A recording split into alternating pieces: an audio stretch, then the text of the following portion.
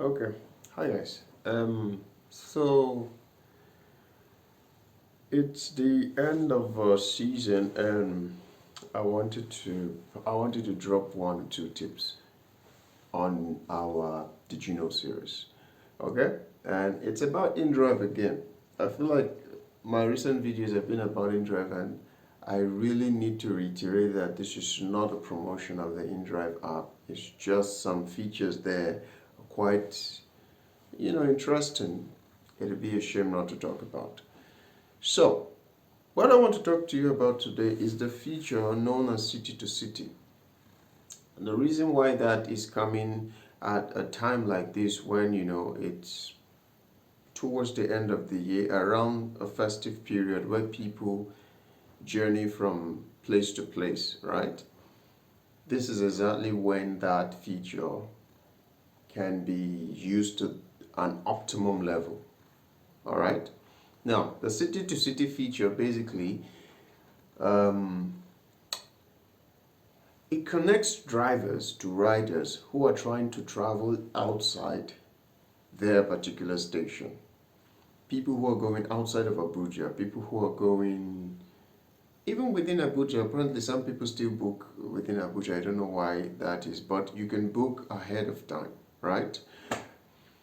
Hence, let me give you some instances. Look at some interesting bookings I found. Now, this one was a person was going from Abuja to Kano, all the way to Kano. Never been to Kano, but this person said they want to go on the 30th of November. So they're booking ahead of time basically.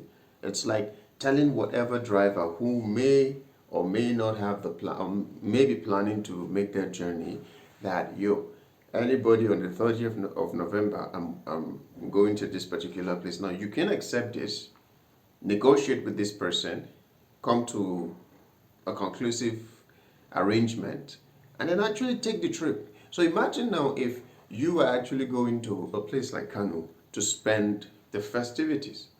This is perfect for you, okay? And the best part about it is perhaps, I don't know if Kano also has indrive over there. I hope they do. I think they should. If you're coming back from Kano, you'll probably also find another person who wants to come back to Abuja. Worst case scenario, let's say you don't make a profit from this trip. At least you can buy enough fuel to take you to Kano. I mean, for 70K, it's Kano. I'm sure that you still have change left, right? And it also depends on your ability to negotiate, okay? Because sometimes they say 70 and then you kind of negotiate for 100, and the person is like also still willing to pay because they want the comfort, they want the convenience and all that rather than a public transportation. Let's see some other examples. This one is going to Mina, as Niger State, Aloe Vera Hotel, and they're willing to pay 40K for two passengers. I don't know if it's 40K per passenger or 40K, that's 20K for the both of them.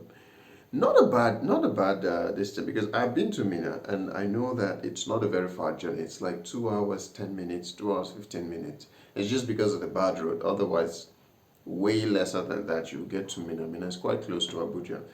It's a neighboring state. So imagine if you were going to Mina, you get the drift, right? And this person is also going on Saturday, 7th of December. So that's like next month. You can literally plan ahead. Say you were going to Mina, you're like, no, let me wait for this person so we can both go together. I can use some of the money to buy fuel. I can get some profit from it. Perhaps when I'm coming back to, I don't know if Mina has indrive. Perhaps they don't. Okay. As a couple of much more examples, this one is going to Oshun, this one is going to Lori, this one is going to Onitsha. And by the way, some of them have this option of negotiable fare. Basically, the person who is going to said location has not determined how much they are willing or capable of paying, right? They're just leaving it like an open conversation in terms of price. Like, let's talk about it. how much will you take and then how much I'm willing to pay. So perhaps we'll meet in the middle. So when somebody says negotiable fare, it kind of sounds like a good thing so that you can give your prices and then you guys can talk. All right. So some people go into Calabar, Enugu State, Lagos. Lagos sounds like a very good idea because if you go to Lagos, more than probably 70% chance you will find somebody who is also coming back to Abuja. So imagine if you made this your normal routine where you practically travel from state to state. You don't do that inside Abuja work or inside one particular city work. You're actually traveling from here to here and from there to there, and could be good. It's another way to actually go around this our ride sharing work without necessarily confining yourself within a particular space. It could be very, very wonderful. And again, the best thing about this is these are not people who request that you must have AC and your car must be of a particular model and year. Nothing like that. So basically, if you have a Golf 2 or you have one of all those, basically smaller car, older cars, and it can travel, why not? Why not? Right? Look at it this way. I was kind of thinking and making a calculation wherein, let's say for the transporters, the actual transporters, the people who walk from parks and then they drop you at the other location. Maybe, let's say from here to Lagos, they take somewhere around 50K. Okay? And they are transporters. It's kind of different because you now as a ride-sharing person, you don't get to put up with all of the hassles that comes with being a transporter, right? The transporter might actually make more than you. First of all, because they're using a bus, not a saloon car.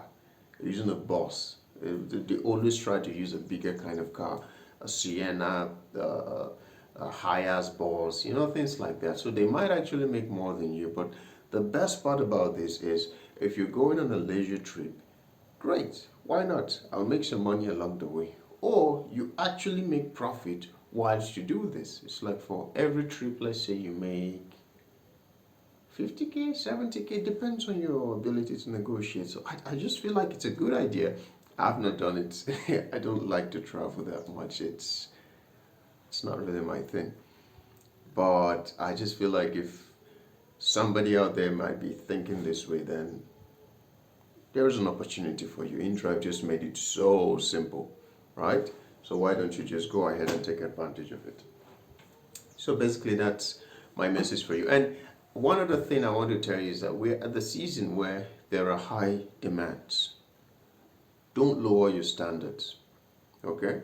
If you have a particular number that you like to stick to when it comes to fair pricing, stick to it. This is the season to do that. There's no need to compromise, but from January and all that, you may have to compromise. But right now, stick to it. Make the most of what you can because it's going to get a little bit dry a little later. So, till next time, bye-bye.